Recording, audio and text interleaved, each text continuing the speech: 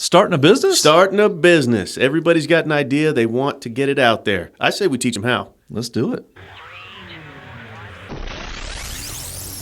Welcome to the AMSDynamics.com podcast. AMSDynamics.com. Let us be your dynamic business solution.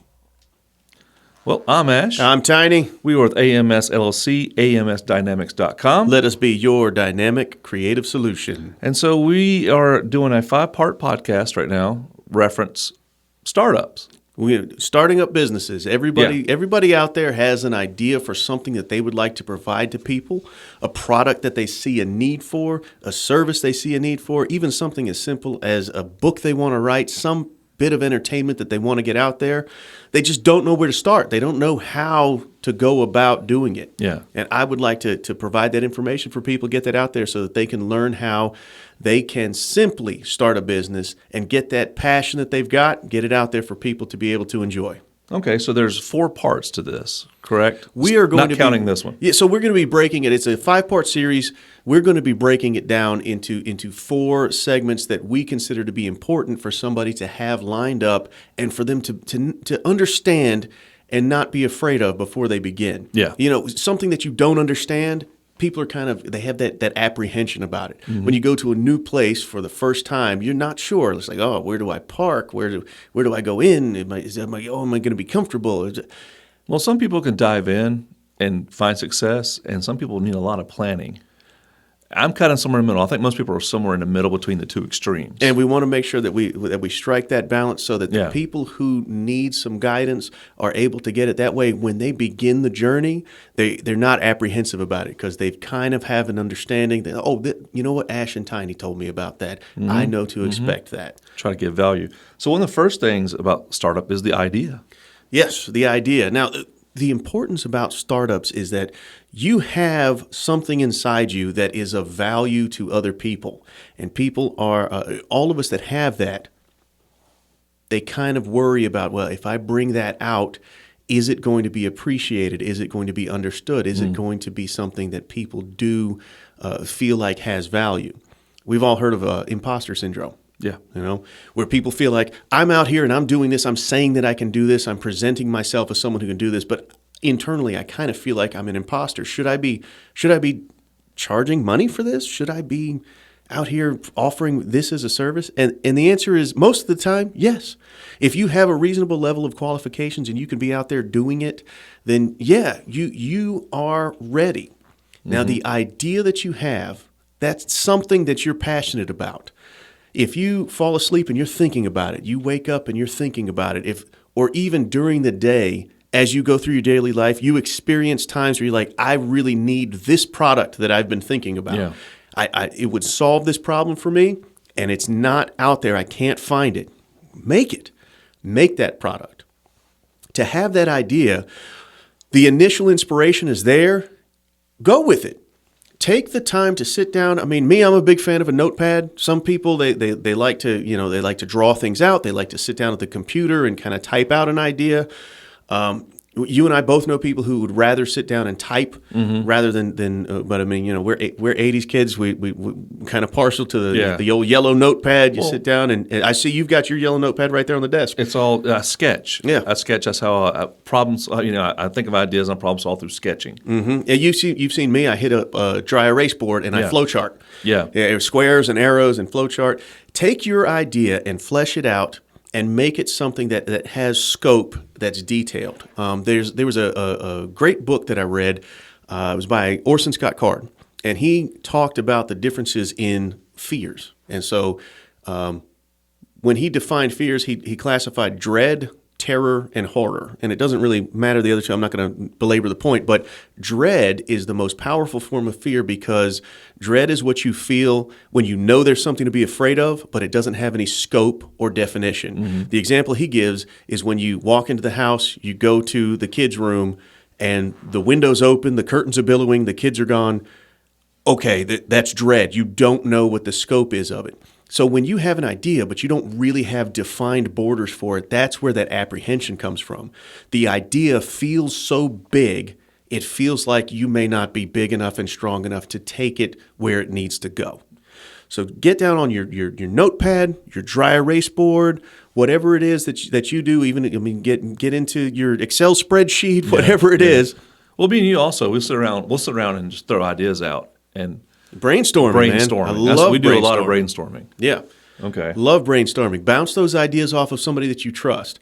Somebody that you trust is not always necessarily going to be the person who loves you the most, because the person who loves you, we've all seen American Idol where some people were told by the people who love them that they had the talent, but they didn't necessarily. No. People who love you, they may not. They may not love you just enough to tell you the truth about certain things. I hate cruise control. I'm gonna make a plate that fits over my gas pedal, and you screw it and bolt in. Your grandmother would be like, "That's a great idea, honey." Yes, but you know what? Your best friend in the world is going to turn to you and be like, "That is ridiculous." Exactly. Your spouse most likely loves you enough to tell you, "Don't do that." You know what? A solar power flashlight, honey. That's a great idea. And then your friends, like somebody you trust, will be like, "No, that's not how that works."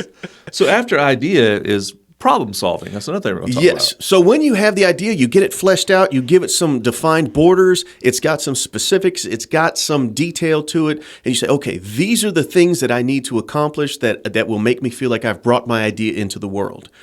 All right? What obstacles do you then face to do that? There are, even simple things like if you want to be a farmer of an orange grove, but you live in Alaska, okay, you have a very specific obstacle to overcome. Yeah. You have to change location. The setting is wrong for what you're wanting to produce. Yeah. All the way up to things like, securing financing is something that new entrepreneurs, new small business owners often have to think about. So that is one of those problems that needs to be solved. Also, if you yourself do not have the technical know-how for what you want to accomplish, that doesn't mean give it up, abandon ship, we're all done here. It means you have to do one of two things. Either you have to learn the technical know-how, acquire that specialized knowledge, or assemble a team that does have that specialized knowledge. On previous podcasts, we have talked about Elon Musk and how when he went to create SpaceX, he himself could not assemble a team because people didn't believe in it. Yeah. His idea was so big, they said, no, this is ridiculous. You can't have a private company making rocket ships. And so he said, okay, if I can't assemble a team with that specialized knowledge, I now have to go and get it. Yeah. And so he went to the library, took out books on rocket science, and taught himself rocket science. So it's possible to acquire that technical knowledge, that specialized knowledge yourself, but a lot of people, Elon Musk included, will tell you that the best, most efficient way is to assemble a team of people who have that specialized knowledge. A lot of times he makes the comment, I didn't go to Harvard, but the people who work for me did. Yeah. He's not saying that with a negative connotation. He's not saying, look what I've accomplished. What he's saying is, I assembled a team with this level of specialized knowledge. That solves your problems from your idea to problem solving. The problem solving for the specialized knowledge that's needed, the technical know-how. You also need to have, like we talked about, trusted people who will tell you the truth. Yeah. You don't need to be in an echo chamber or a group of yes men or yes women. Also, you need to have some type of legal advice from a person that you trust, from a qualified legal advisor, because those things pop up. There's a great video of it says the life of an entrepreneur, and it's a guy running in front of a train, throwing obstacles off the tracks because obstacles keep rocks and big boulders and everything keep falling on the tracks, and he's throwing stuff off the tracks. You've started this train. You want to keep it safe and keep it going. And so those problems pop up. And if you just remember that every entrepreneur experiences that routine of, here's another fire, I'm going to put it out, and then tomorrow I'll put out the next one. Yeah. And that's okay. That's keep moving forward. That problem solving keeps coming up. If you're facing obstacles and overcoming them, you are accomplishing bringing your idea into the world. That's entrepreneurship. So then the next problem's, okay, so you got your idea. You've solved your problem. Now you got to overcome your fear. Yes. So remember that the problem solving is ongoing. Yeah. It will never end. There's always going to be, true. From something as simple as, the break room's out of coffee, all the way up to whatever it is. You just got to be at peace with that. Yes. There's always going to be problems. Just take that unto yourself and understand that If you are solving problems, it is because you are being successful as an entrepreneur. Right. That's a part of it. If you're not solving problems, it's because you're just letting the problems fester and letting the fires burn, and that's not okay. So, like, to say solving problems, it could be either, what I'm saying before we get to overcoming fear, is you solve them yourself because you're trained, or you put a team together so you don't have to worry about so much about the problems. You have trust your team will solve those problems. Yes, because that way, if it's a technical engineering problem, you've got your engineer over here. Right. If it's a legal problem, you've got your legal person over here. If it's some type of you have employees with emotional distress or whatever, you've got your HR person over here. Now, as a small business owner, you hear the entrepreneurs wear a bunch of hats. Small business owner wears a lot of hats. Yeah. Because initially, you may have to wear those hats. You may have to rest upon the technical know-how that you have, or the ability that you have to kind of have that counselor hat on. Legal stuff, I would recommend you get qualified advice for legal stuff, because the downstream consequences for that are well, it's like you have a relative or your dog needs brain surgery. You can learn it, I guess, but also put your team together. Put your team together with them, and that helps with your overcoming the fear. If you have a good team, and you are very vested and knowledgeable about a certain problem you're having, then the fear kind of goes away somewhat. Well, step by step, the things that we have done are helping with the overcoming of the fear. Because remember, these things that we're talking about, these 4 things are things that we feel like you need to have a good grasp on and have them in line before you even take the first step, because of the fact that once you have your idea, if the idea has no scope and no detail, then you're dreading it, remember? Yeah.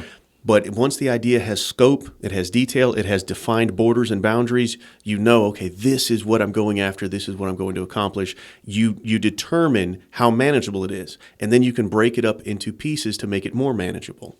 Then the problem solving, you identify potential problems from the beginning. You have pieces and parts in place to address those problems. Team, you already talked about. And then you take that step forward and new problems come up, but you've already addressed these problems over here. So you don't have a pile of problems waiting for you. You already knew these were coming.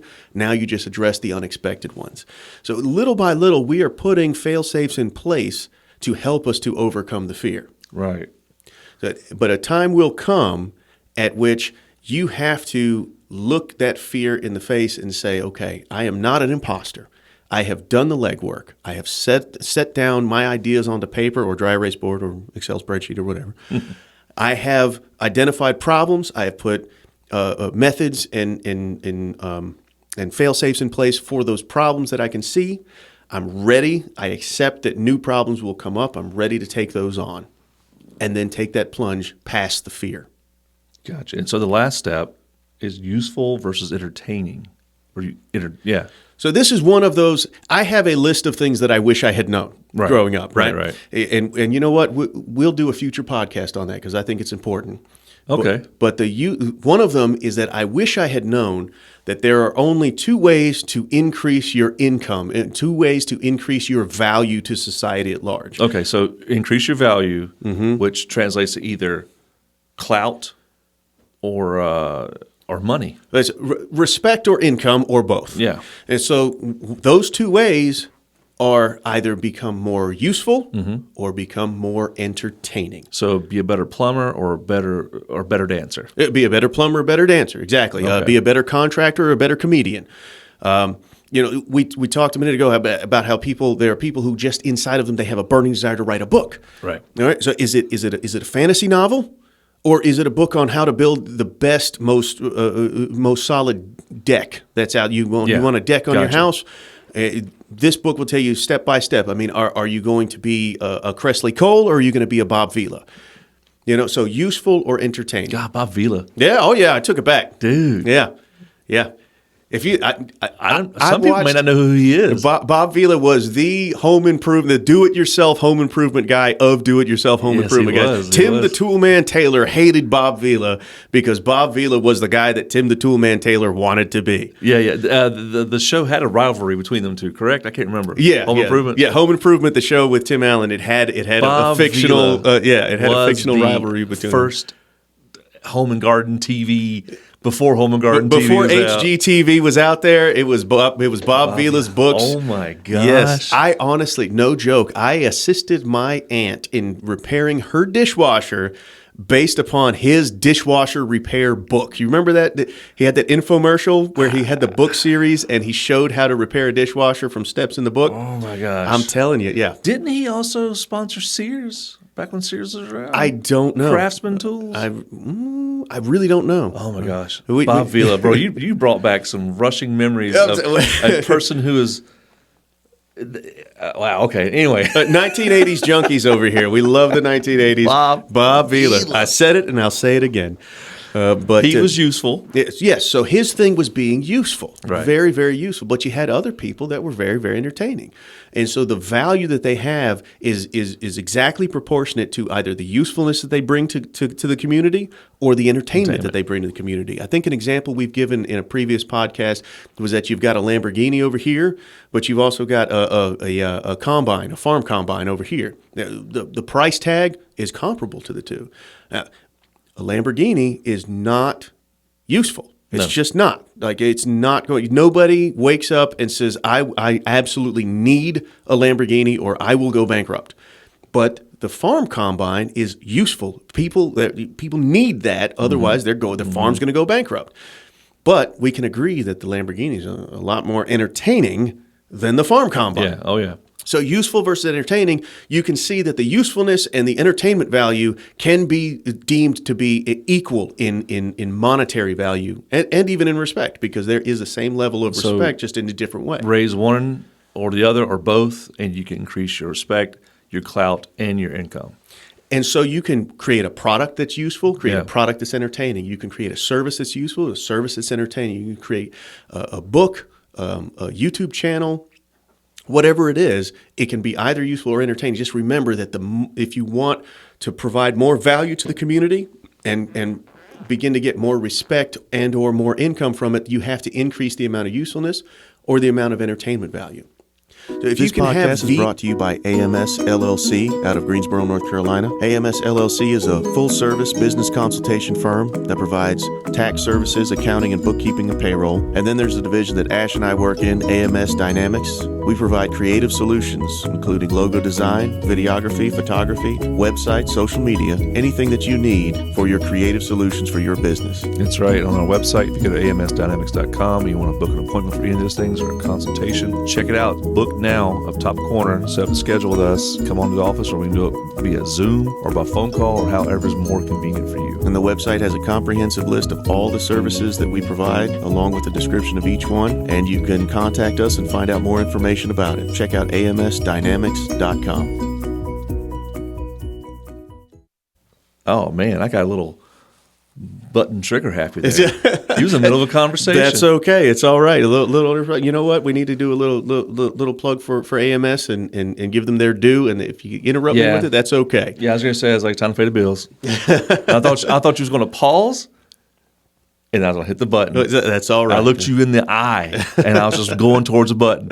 You know what? That's all right. Adapt and overcome. Sometimes unexpected problems come up. We got to problem solve on the fly.